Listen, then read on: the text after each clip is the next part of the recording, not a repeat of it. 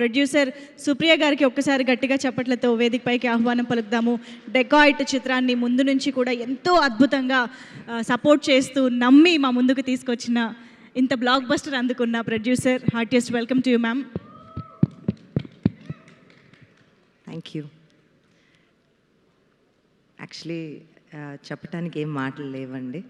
Thank యూలు అయితే అందరు చెప్పేసుకున్నారు. 2 సంవత్సరాలు తిట్టి అందరి చేత సినిమా తీసుకుని ఒక స్టేజ్ ఎక్కి థ్యాంక్ యూ అని చెప్తే బాగోదేమో. సో ఇండస్ట్రీలో అవును, నన్ను మొన్న ఎవరో చిన్న సెటైర్ వేశారు మన వంశీ గారు, వచ్చి క్లాసులు పీకుతావు అని. కరెక్టే, ఒకసారికి తెలిసి వచ్చింది. ఇప్పుడు ఒక సినిమా తీయటం అంటే దాంట్లో ఎంత ప్రాణం పెట్టినా కూడా, మనం ఎంత కష్టంతో సినిమా తీసినా, ఎంత ప్రాణం పెట్టినా, దాని చుట్టూ ఒక సినిమా చుట్టూ ఉన్న యూనివర్స్ అనేది మనం కంట్రోల్ చేయలేం. అది కంట్రోల్ చేయలేని పరిస్థితుల్లో దాన్ని దాటుకుంటూ ఆ సినిమాని జాగ్రత్తగా చూసుకుంటూ, కొన్నిసార్లు చాలా కోపం వచ్చేది. ఎందుకు ఎందుకు ఎందుకు అని పిచ్చి తిట్లు తిట్టేసి, అందరినీ తిట్టేసి, ఒక కప్పట్ట పడేసి, ఒక మైకిట్టు పడేసి అటు వెళ్ళిపోయి, దాని తర్వాత ఎందుకో ఒక పాట చరణం వచ్చేది ఫోన్లో, లేకపోతే ఒక ఎడిటింగ్ రూమ్లోకి వెళ్ళినప్పుడు వీళ్ళు ఏదో ఎడిట్ చేసినప్పుడు మృణాల్ క్లోజప్ వచ్చేది. సెట్లో కూర్చున్నప్పుడు శేష్ ఏదో చేసింది వాళ్ళు ఎడిట్ చేసి చూడు అని ఇలా చూపించేవాడు. అవి చూసినప్పుడు that was the energy and that was the fuel to keep going. I think ఇది సినిమా అంటే ఇప్పుడు మనం బిజినెస్ అని ఎన్నో మాటలు అనుకుంటాం, కానీ నాకు తెలిసింది సినిమాయే. ఎందుకు మీరు ఇండస్ట్రీ గురించి చేస్తారు అని అన్న మాటకి వాస్ గారు, నాకు ఇండస్ట్రీలోంచే అంతా వచ్చింది, దాని నుంచే అంతా వచ్చింది.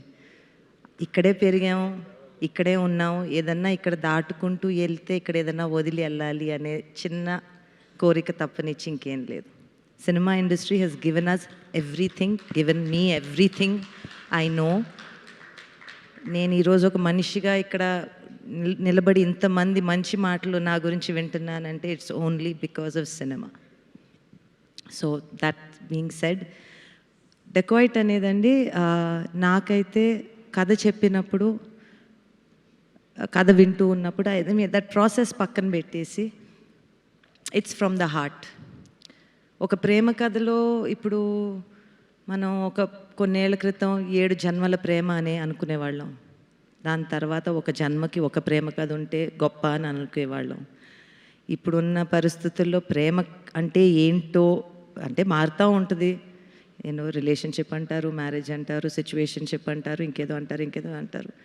సో ప్రేమ అంటే ఏంటి అనేది ఒక చిన్న ప్రేమ కథ తీస్తే, ఈ కాలంలో ప్రేమ కథ తీస్తే ఇంటర్నల్ బ్యాటిల్స్ కాకుండా, ఇంటర్నల్ బ్యాటిల్ అయితే ఉంటుంది, ఒక అమ్మాయి నన్ను మోసం చేసింది అంటే ఆ బాధ ఉంటుంది, కానీ what is the highest level of love, దాన్ని ఎత్తుక్కుంటూ ఐ థింక్ మనం అది ఆలోచించినప్పుడు I felt dacoit was an expression, is an expression of pure love.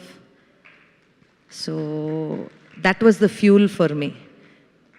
Everybody did very well, everyone did their job and more and all of that, but oka kadaki pranam ekkadi nunchi vasto telidandi. Aa kadaki pranam posina Shanil ki, Sesh ki, Ravi gariki, I have to say, aa kada lekunda, aa kada chetilo raakunda, aa kadani chekkakapoyi undunte, you know, the way they all sculpted it, everyone sculpted it. I think in theatre nunchi bayatiki vachinappudu oka chinna bharanto vachamu, oka chinna happiness tho vachamu ante it's only because manni touch ayindi, manam feel ayyam, and cinema is only meant to do that. It is meant to make us feel, and I am happy that Decoit has made you feel. Thank you all. Thank you. Super ma'am, thank you very much. So yes, మరి ఇప్పుడు dacoit cinema ద్వారా